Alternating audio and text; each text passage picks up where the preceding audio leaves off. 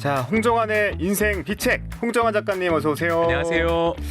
동서양 리더십 고전을 읽는 시간, 플루타르코스의 영웅전 마지막 시간입니다. 지난 시간에 싸움의 달인들, 전쟁 영웅들 만나보자고 말씀해 주셨는데 오늘 주인공은 누굽니까? 오늘의 주인공은 여태까지는 그리스와 로마의 영웅들을 각각 대조해서, 즉 떨어진 시대의 사람들, 비슷한 면모를 가지고 있는 사람들을 대조해서 살펴보았다면 네. 오늘은 동시대의 사람들, 오. 동시대의 사람일 뿐만 아니라 네. 서로 라이벌이었던 사람들, 와, 재밌겠는데? 네, 그 사람들 다뤄보려고 합니다. 네. 우리에게 매우 익숙한 고사가 있는데요. 모순이라는 말을 만들어낸 고사를 우리 다 아실 겁니다.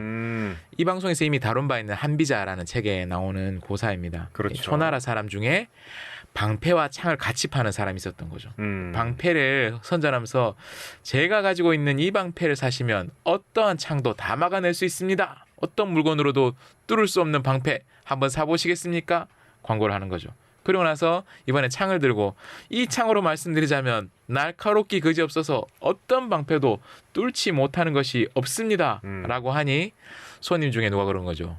아니 그럼 둘이 한번 해봐라. 당신 창으로 당신 방패를 찌르면 어떻게 되는 것이요? 하니 이 방패와 창을 파는 사람이 대답할 수 없었다라고 하면서 한비자가 무릇 뚫을 수 없는 방패와 뚫지 못하는 것이 없는 창은 한 세상에 양립할 수 없다라고 말한 바가 있었습니다. 네. 그러나 거의 그 정도에 가까운 정도로 이 두 사람을 설명할 수 있을 것 같아요. 오늘 우리가 다룰 사람은, 한 사람은 로마를 공격한 창, 또 한 사람은 그 창으로부터 로마를 방어한 방패, 이렇게 평가를 할 수 있습니다.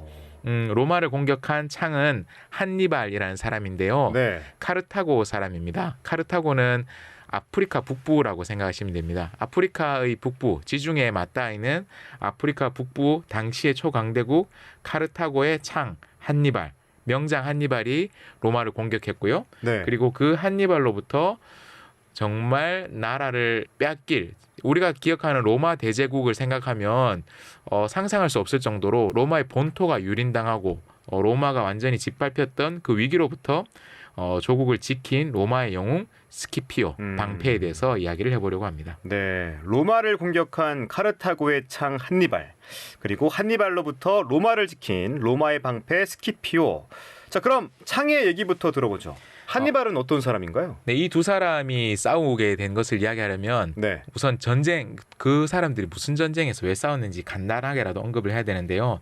그들이 다투었던 전쟁을 포에니 전쟁이라고 합니다. 정확히는 2차 포에니 전쟁인데요. 네. 로마와 카르타고, 지중해를 사이에 두고 이탈리아 그리고 아프리카 북부의 로마와 카르타고가 세 차례에 걸쳐서 전쟁을 벌입니다. 지중해의 패권, 상업적이고 정치적인 이익을 위해서 다투는 것이죠. 지금은 흔히 시실리라고 불리는 시칠리아 섬의 지배권을 두고 첫 번째 포에니 전쟁이 벌어졌고, 그 전쟁에서 로마가 승리합니다. 그리고 두 번째 전쟁에서 한니발이 등장합니다. 한니발이 이탈리아를 침공하고 여러 대규모 전투를 벌입니다. 그리고 세 번째 전쟁에서 카르타고가 완전히 멸망하는 것으로 끝나고 카르타고는 완전히 파괴됩니다. 로마가 카르타고에 대한 그 분노나 원망 이런 것들이 얼마나 컸는지 다시는 그 땅을 재생할 수 없게, 고대에는 농사를 지었잖아요. 네. 농사를 지을 수 없도록 땅에 소금을 뿌립니다. 염분이 가득한 땅을 만들어서 농사를 지을 수 없을 정도로 완전히 카르타고를 멸망시키고 나서 포에니 전쟁에서 승리한 로마는 지중해 세계의 패권국이 되고 서방 세계의 중심이 됩니다.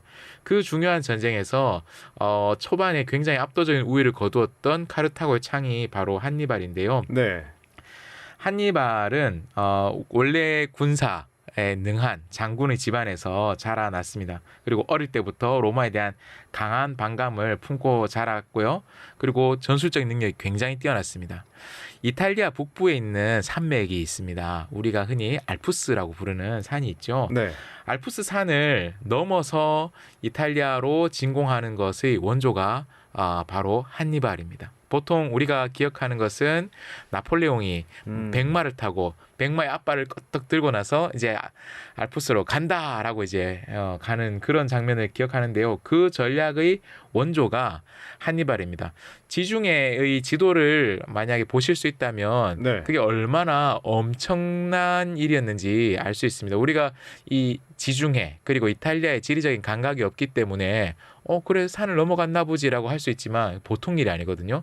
아프리카에서 배를 타고 이탈리아 남단으로 가는 것이 가장 일반적이고 정석적인 경로예요. 그런데 빙 돌아서 가는 거죠.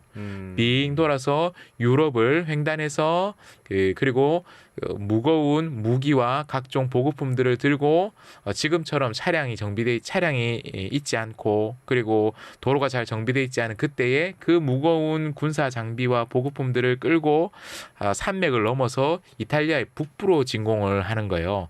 아무도 예상하지 못했죠. 나폴레옹도 아주 한니발이 이미 성공했다는 선례가 있음에도 불구하고 나폴레옹이 그러한 전략을 구사했을 때 사람들이 당황해서 대처를 하지 못했던 것처럼 한니발 당대는 말할 것도 없었던 거예요. 그리고 거기 가서 한 번의 기기묘묘한 기책으로 싸움을 잘했던 게 아니라 한니발이 병법에 능했기 때문에 싸우면 이기는 거예요. 이탈리아 본토가 로마의 본토가 있는 이탈리아 전역이 완전히 유린을 당합니다. 로마군을 압도하는 전술의 천재였죠. 그런데 그럼에도 불구하고 그가 결정적으로 로마에 승리하지는 못합니다. 모든 전투에서 승리했지만 결국 전쟁에서는 지게 됩니다. 스키피오 때문에. 네. 그리고 로마의 압박을 견디지 못하고 자기 고국 카르타고에 돌아가서도 로마가 계속 너희들 한니발 저거 어떻게 하지 않으면 우리가 너희들 본토 친다 계속 압박을 가하는 거예요. 결국 카르타고가 한니발한테 눈치를 주는 거죠. 장군, 떠나라. 네가 좀 비켜줘야 우리가 살지 않겠냐라고 해서 해외로 망명하고 그 카르타고 있을 때는 그나마 카르타고가 그때까지는 그래도 로마랑 비벼볼 만한 강대국이었기 때문에 버틸 수 있었는데 다른 나라에서 로마에 대항하는 활동들을 이어가면서 로마에 의해 추적당하고 자살로 생을 마감한 아이고. 전투와 병법의 천재였지만 결국 비참하게 생을 마감한 카르타고의 창 한니발이었습니다. 네, 대단한 창이었다라고 생각할 수 있겠네요.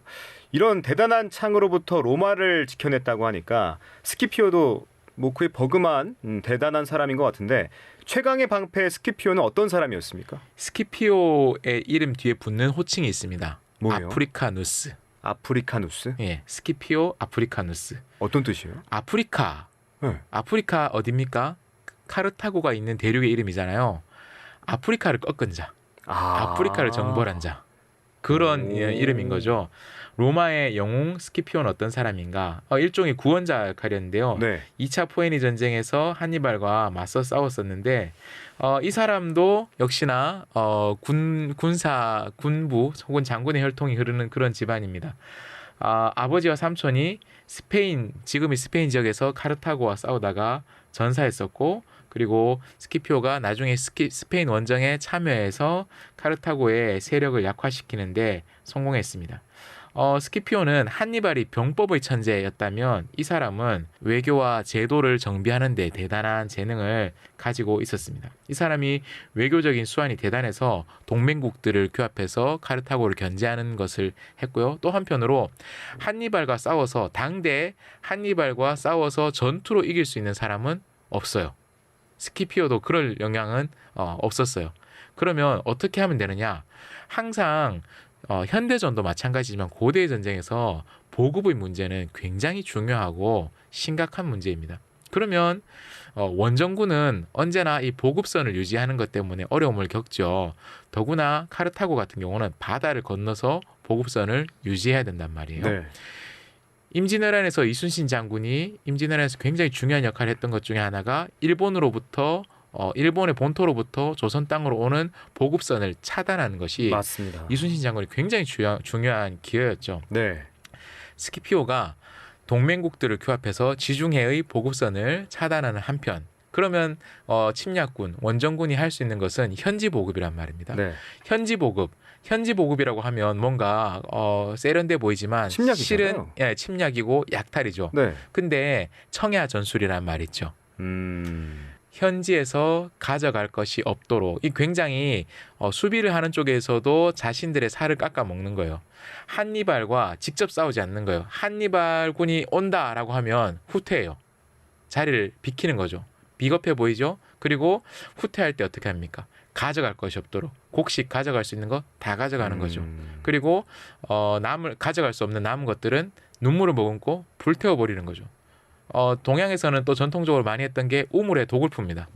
마실 물조차 없도록 만들어 버리는 거죠. 먹고 마실 것이 없도록. 그러면 한니발 정말 싸우면 무조건 이기는 한니발인데 정말 네. 최강의 창인 거죠. 최강의 창을 막아내는 방법은 그 창을 맞닥뜨리지 않으면 되는 것이죠. 최강의 방패 전술은 전략적으로 좋은데요. 네, 바로 그렇게 되는 거죠. 그래서 결국 한니발의 군이 힘이 빠지게 되는 거죠. 그 힘이 완전히 빠진 한니발 군은 더 이상 무서운 적수가 아니게 되는 거죠. 그래서 스키피오가 아프리카누스라는 칭호까지 받게 됩니다. 로마에서 네. 정말 로마를 구한 구국의 영웅이 되는 것이죠. 다만 그도 말년에는 정치적 라이벌들과의 갈등 때문에 자진 은퇴합니다. 한니발처럼 정말 뛰어난 영웅이었지만 스키피오도 영광스러운 승리자였으나 로마 내의 정치적 갈등 앞에서는 이방의 강력한 적수와 맞서 싸우는 데는 탁월했으나 자국의 어떻게 보면 아군의 정치적 갈등에서는 어쩔 수 없는 면모를 보였던 것이 스키피오의 말년이다라고 할 수 있습니다. 자, 근데 작가님, 한니발의 이 전략과 전술은 오늘날에도 연구가 많이 되는 걸로 알고 있는데 현대 리더들이 한니발의 리더십에서 어떤 교훈을 좀 배울 수 있을까요? 한니발의 리더십에서 중요한 교훈 혹은 한니발의 병법에서 중요한 교훈은 고정관념에 얽매이지 않는 전략적인 유연성이라고 할 수 있습니다. 유연성. 알프스를 넘었잖아요. 어. 환경에 구애받지 않고 창의적으로 대응하는 능력을 네. 보여주는 거죠. 그건 진짜 생각할 수 없을 것 같아요. 예, 그래서 저걸 넘어오리라고는 누가 생각하겠어요? 그렇습니다. 그래서 플루타르코스가 이렇게 평가합니다. 한니발은 어떤 상황에서도 최선을 다해 기회를 만들고 그것을 활용하는 자만이 진정한 승리를 거머쥔다라는 생각을 가지고 있었다라고 말합니다. 그리고 플루타르코스가 한니발에 대해서 우호적으로 평가하는 부분들이 더 있습니다. 한니발은 눈앞의 위험에 굴하지 않고 언제나 멀리 내다보며 전장의 흐름을 읽었다. 순간의 기책으로 한번 반짝하는 그런 천재가 아니었던 거예요. 알프스를 넘는 대담한 작전뿐만 아니라 로마군을 포위하고 압도하는 다양한 전략 전술을 정말 성공적으로 수행했던 기초에 충실한 장군이기도 했던 거죠. 플루타르코스가 한니발을 종합적으로 이렇게 평가하는데요. 그는 적을 속이고 때로는 공포를 심어주고 때로는 자신을 과소평가하게 함으로써 승리했다.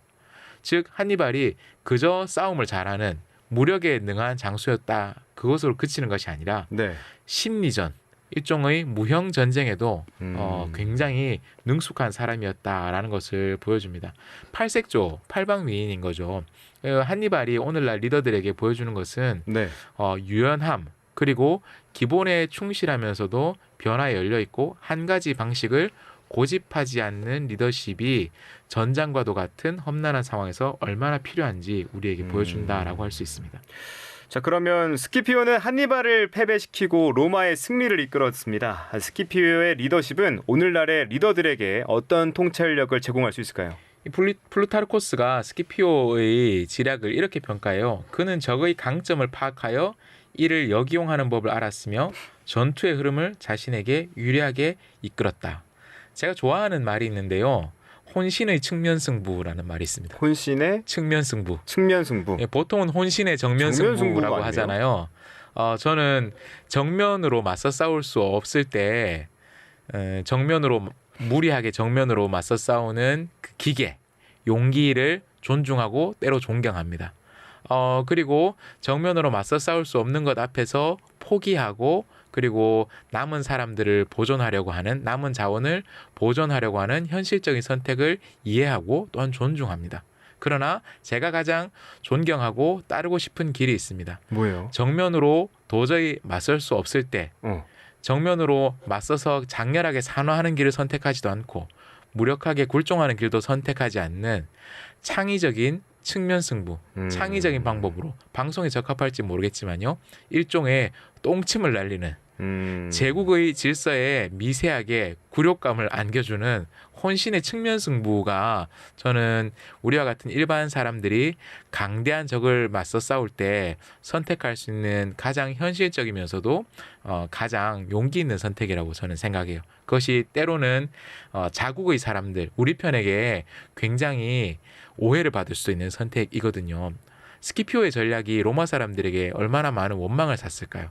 생각해보면 청야 전술이란 것은 굉장한 살을 깎아먹는 자신의 피와 살과 뼈를 꺾는 그러한 전술이기도 하거든요. 네. 그리고 장군 전쟁의 최선봉에 최고 지휘관으로 임명했는데 싸움을 피하고 계속 피해 다니고 도망 다니기만 한다면 신뢰하지 않고 의심하는 사람들이 나타나지 않겠습니까? 네, 맞아요. 그런데 스키피오는 인내심을 가지고 혼신의 측면 승부로 결국 전투에는 이기지 못했지만 전쟁에는 이기는 리더의 모습을 보여주었죠.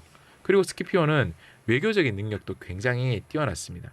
로마가 직면한 도전들 속에서 여러 동맹들을 성공적으로 맺었고 또 자기가 이끄는 군 부대도 하나로 단결시키는 그런 수완을 보여주었습니다. 정치적인 수완에서 그의 리더십이 빛나는 것이죠.